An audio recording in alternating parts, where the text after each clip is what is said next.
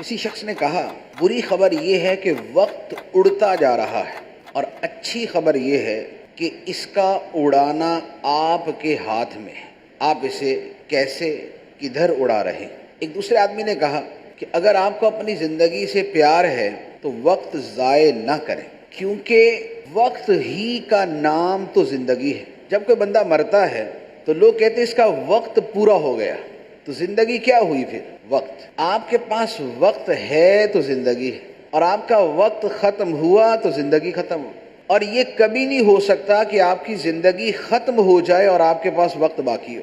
अगर आपने वक्त ज़ाय किया तो गोया आपने अपनी ज़िंदगी को ज़ाय कर दिया। और ये वक्त वो फैक्टर है कि जिससे कुछ लोगों को उरूज मिलता है और कुछ को ज़वाल नसीब होता है, और उसके पीछे जो बहुत बड़ा सबब और ज़रिया होता है वो वक्त है।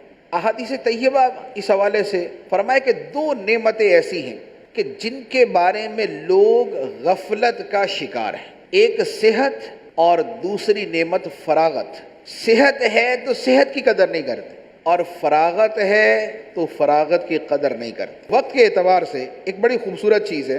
वक्त वो शय है कि जिसने इसे सही इस्तेमाल किया वो भी दूसरों को कहता है कि वक्त की कदर करो, और जिसने वक्त को बर्बाद किया वो भी दूसरों को कहता है वक्त की कदर करो।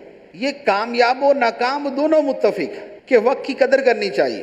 तो आप वक्त की कदर करने वाले वो बने कि जो कामयाब होकर बोलते हैं कि वक्त की कदर करो, वो ना बने जो नाकाम होकर कहते हैं वक्त की कदर करो।